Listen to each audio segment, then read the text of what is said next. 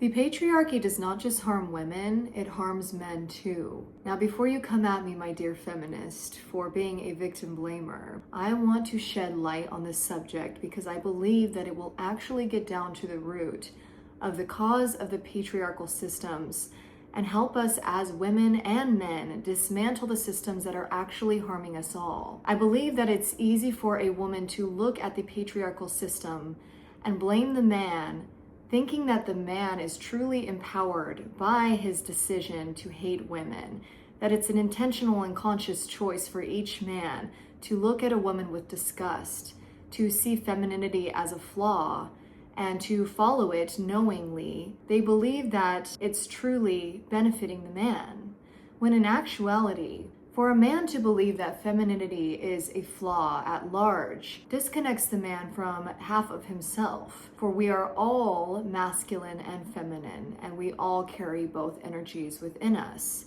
The association from femininity to female and masculinity to male is actually a very incorrect way of viewing nature at large. We all carry a balance of both, and so if there is an imbalance, like there is on a collective scale, then we will inevitably see this manifest in imbalanced and ugly ways, a sense of tension and war amongst two halves of the whole. For a woman, if she is only within her femininity, and when we say femininity, I mean the energy that is surrendered, soft, flowy, but also ragey and emotional and allowing of the flow of life to be what it is. The parts of us that are free, uninhibited, limitless. If a woman is only within her femininity without the masculinity, the structure, the container, then that freedom becomes chaos. For a man to only be within his masculine energy, this also means that he is stuck in a rigid position, believing that one half of him is unlovable, unworthy of being seen, and flawed. His femininity becomes a weakness. His emotions become something that he represses. Over many years of being conditioned to believe that his emotions are a flaw rather than a human trait to embrace and allow and accept.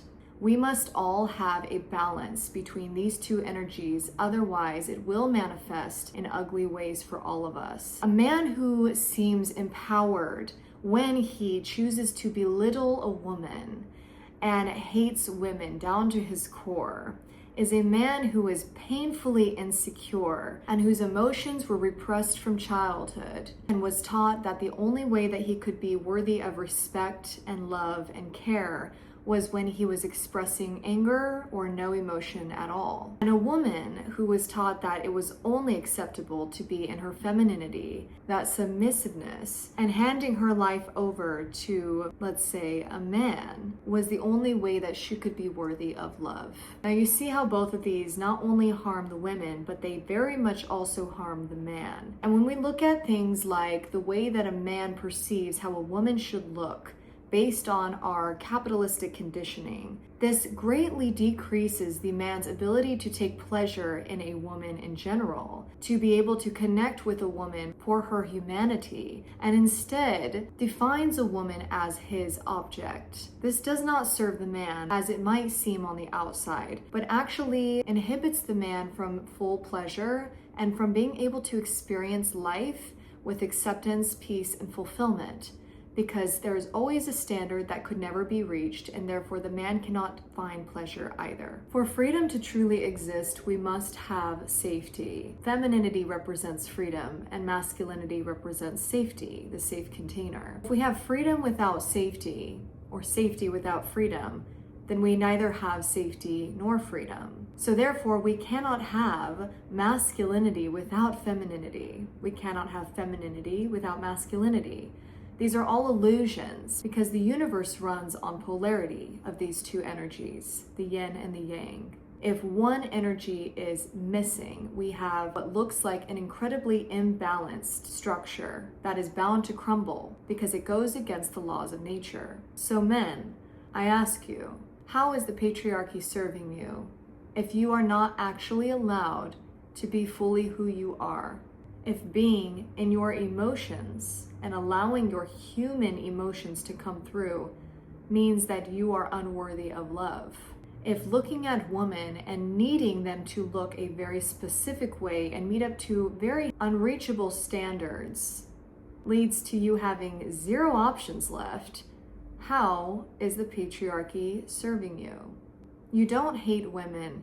You hate the part of yourself that you were taught to hate. The soft parts of you, the surrendered parts of you, the parts of you that want to grieve, the parts of you that want to enjoy life, the parts of you that want to stop having to prove your worth.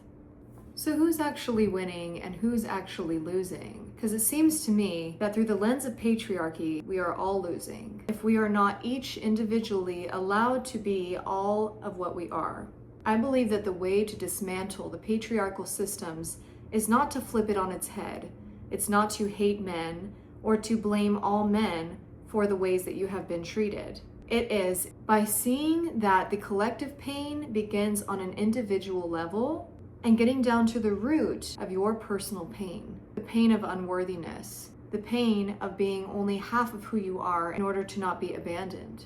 What if you are perfectly worthy in all of your states and you don't need to apologize for being fully human, for being part of nature, and for having both feminine and masculine traits? I am Jenica Dawn Solara, an intuitive channel, energy worker, and artist. If you have not yet subscribed to my channel, please subscribe and like now for more messages like this. Come completely as you are, leave feeling zenned out and empowered as fuck. If you have not yet taken my free Creative Goddess Archetype quiz, I will leave the link in the description box below. I love you all. We're all worthy. We're all in this together. I love you.